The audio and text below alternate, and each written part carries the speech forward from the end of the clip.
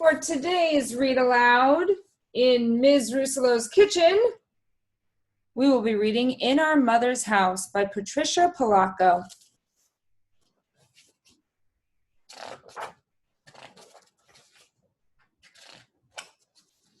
When my mothers told me about how they brought me home to live with them shortly after I was born, their eyes would shine and glisten, and they'd grin from ear to ear. They told me how they had walked across dry, hot deserts, sailed through turbulent seas, flew over tall mountains, and trekked through fierce storms just to bring me home.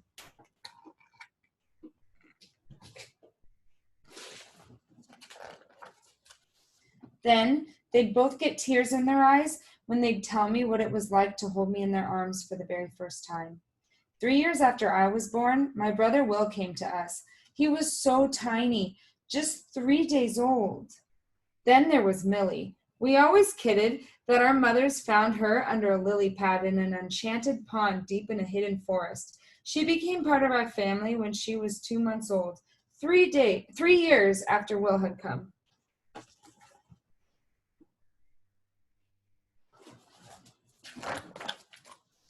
Our mothers were so different from each other that all of us often wondered how they found each other at all. Mima was short and stout. Her family was Italian, so she loved to cook, and she loved to sew upstairs on a noisy old machine. Mima was a pediatrician, and whenever any of us got sick, she always knew exactly what to do to make us feel better. Marmee was tall and thin. She could fix just about anything and organized everything. She made lists, posted chores on the refrigerator, and kept the house so clean and tidy. She used to kid that if we got up in the middle of the night to go to the bathroom, she'd make our beds before we could climb back into them. Marmee was a paramedic who rode in an ambulance. Whenever there was any kind of emergency, she always remained calm and took charge.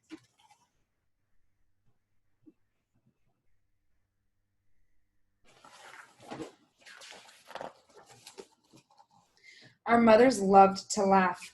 Mima's whole body shook when she laughed. Marmee laughed almost silently, but she'd laugh so hard that she'd practically fall down and go limp.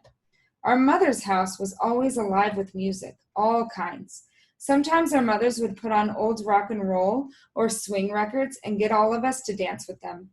"This is the Hully Gully," Mima would sing out. Once she flapped her arms like wings and clucked, "The chicken dance." "And this is bebop," Marmee said as she grabbed Will and spun him around, then dipped him backwards. We laughed and laughed.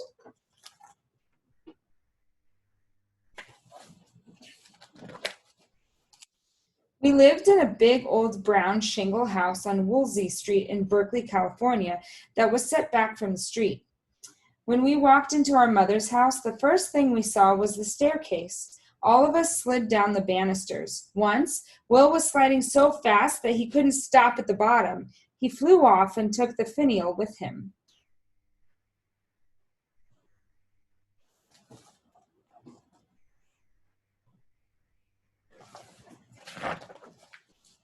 In the living room, the old clinker brick fireplace was the heart of our home. Sometimes Marmee and Mima'd pop corn in it, and we'd all sit and eat popcorn and apples and share stories. It was Millie's favorite place to be. I remember when she was about 2, she got up in the middle of the night. We found her the next morning asleep in the hearth, covered with charcoal. She had taken a piece of charcoal and drawn all over the nearby wall. We couldn't take our eyes off her drawing. It was so beautiful. If we hadn't known it before, we knew then just how magical Millie was. "Well, my little sparrow," Mima finally whispered, "looks like you are a magnificent artist."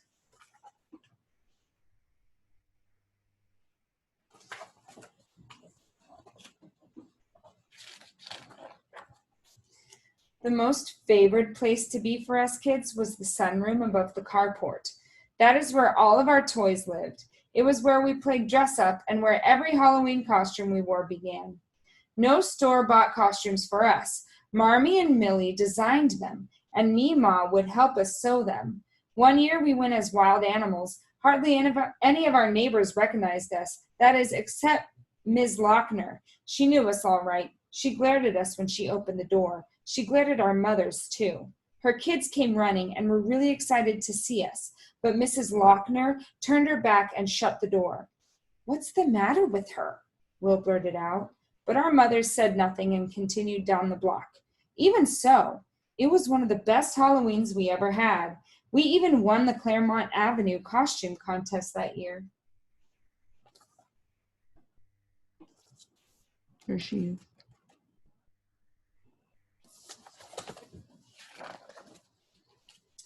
Our upstairs bathroom was almost big enough to hold our entire family at one time. It almost did, too.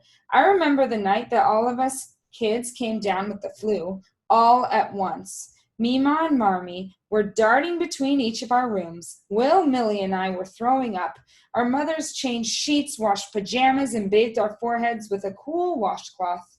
I loved how soft their hands were when they touched my face and wiped away my tears.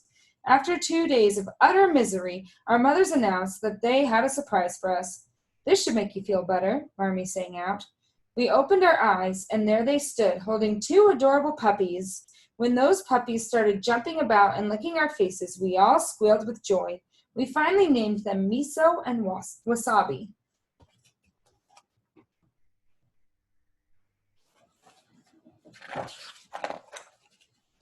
One of the best things about our mother's house was the tree house that we built in the backyard. Practically the entire neighborhood helped us. It all started with Will, who, like Marmee, was always building things. One Saturday, he found some plans for a treehouse in a magazine and went to her. It took several weekends to finish, but the Saturday that we did finish it, everyone stood in a circle around the treehouse. Marmee and Mima broke a bottle of soda over the door jamb and named the treehouse Thistle House. That night, all of us kids got to sleep there. Even the Lochner kids were invited, but their parents came and got them. They barely spoke to us, just pulled them down the driveway. They just plain didn't like us, I guess. I couldn't quite understand why. We always tried to be respectful and friendly, the way our mothers taught us to be.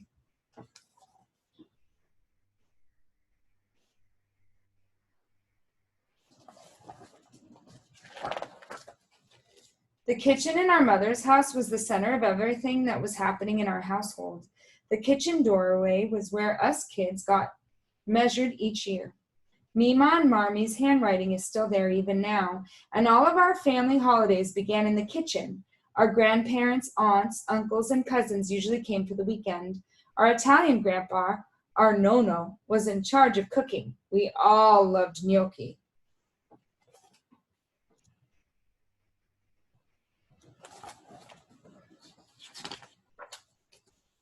We'd all help him unload the perfect Roma tomatoes, the oxtails, the pork shanks, and the beef brisket.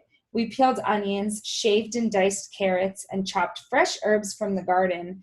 After the sauce had been cooking for most of the day, all of us stood at the kitchen island. Nono made a well in the middle of a hill of flour and broke several eggs into it. Then he riced very hot boiled potatoes right into the flour well. He'd shake his hands from the heat of it as he kneaded the volcano of flour, eggs, and potatoes into a dough. Then Marmee and Mima rolled the dough into long tubes. Millie and Will got to cut them into small pillows. Then I ran each pillow over the back of a floured fork. Nono dropped the gnocchi into boiling water. When they floated to the top, they were done. Sauce and potato dumplings were dished up, salads were made, and baguettes of French bread from the bakery were carried to the table, where we were all so ready to eat.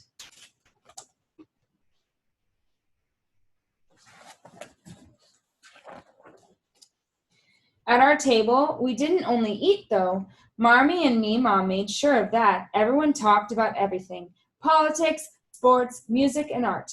Their voices got louder and louder. Opera was always playing in the background. Then they'd all burst into laughter that shook the table. Nono would pound his fist and laugh the loudest. What I loved the most about our family was that we could all speak our hearts. We never measured words. After dinner, all of us kids would sit on the stairs with our grandparents. This is when they'd tell us about when they were young in the old country. It was the best part of the day. Marmee and Mima would listen in and smile.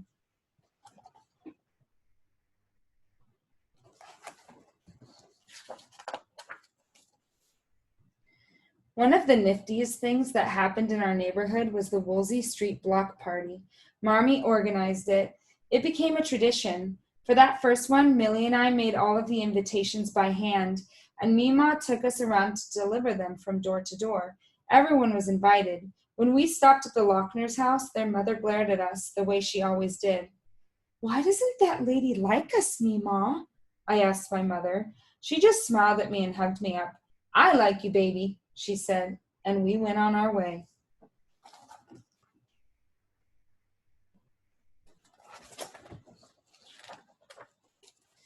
The day of our big block party arrived. Each of the houses on the street had to invite some sort of game in their front yard. Invent some sort of game in their front yard. The McGuires across the street had a landmine contest. A blindfolded player had to pick his way past marshmallow mines while a caller warned him where they were. The Goldsteins had a penny toss on saucers. The Brooks family had a dunk tank. A lot of fathers got dunked that day. The Abdullahs had a fishing booth. I think our family had the best game of all, a miniature golf course. Will, Marmee, and I put it together. We lashed together old rain gutters with traps and obstacles that had to be putted around in order to get to the end, a flower pot buried to the top. It was Marmee's great idea.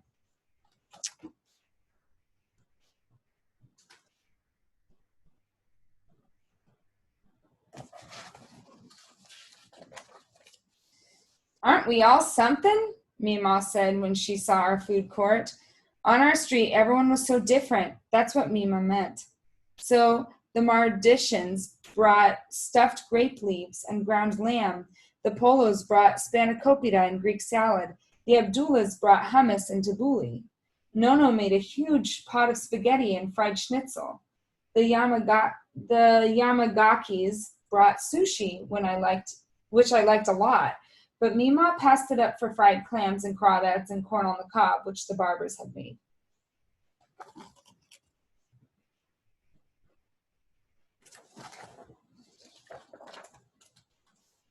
At the end of the day, when everyone was cleaning up and getting ready to sit in our backyard and just talk, Mima looked up to see Mrs. Lochner coming down the street.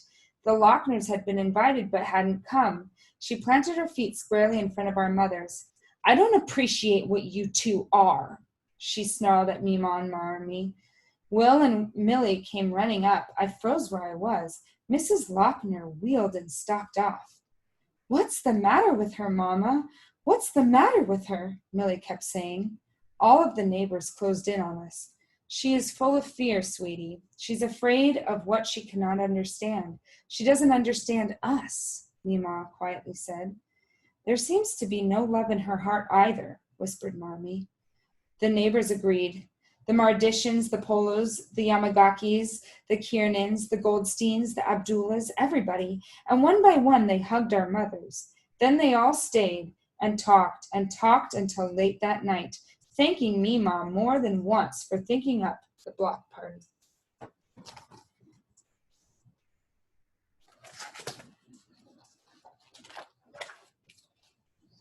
There wasn't a day in my life that I didn't feel deeply loved and wanted by Mima and Marmee.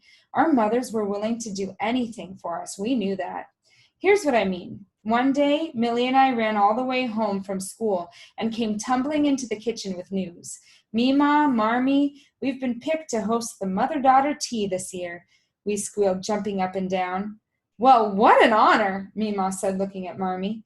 That means we're going to have the tea here, I trumpeted. And, I looked at Mima and Marmee, you both will have to wear long dresses with big picture hats. All of the mothers will be dressed like that, Millie added quickly. Mima and Marmee looked at each other and shrugged. We had never seen either of them in a dress. Ever. Okay, they finally said. Well, okay. This was going to be a first. Mima sewed 3 whole nights to finish not only their dresses, but Millie's and mine as well. The garden was decorated, tables rented and set. A string quartet was hired, and our mothers had the affair catered by our Nono. After Millie and I got dressed, we waited at the bottom of the stairs for our mothers. We could hardly wait to see them.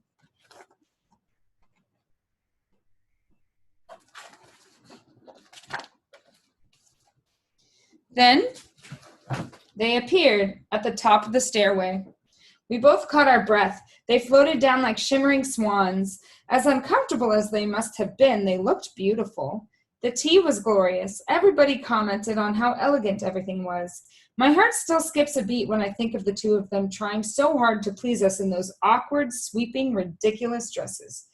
How we loved them for doing this just for us.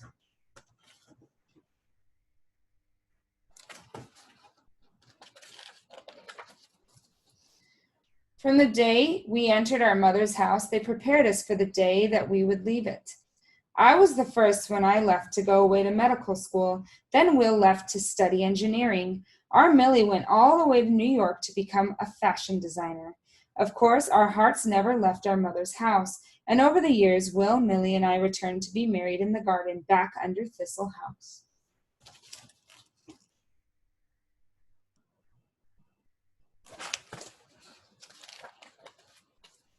We celebrated holidays together there, sang at birthday parties there, cried together when we lost our grandparents.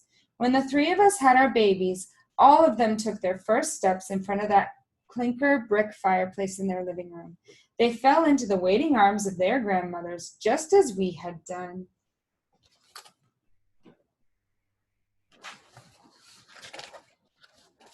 We watched our mothers grow old together in that house. They passed away within a year of each other. Will, Millie, and I placed them together in a green hillside overlooking the bay, very near the place where they pledged their love to each other so many years ago.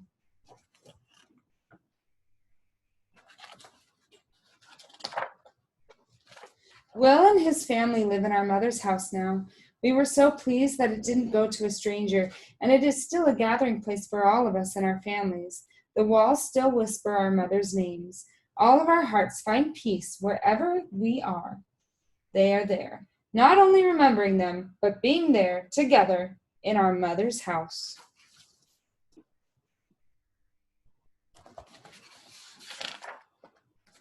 The end. I hope you enjoyed the story. Let me know what you think.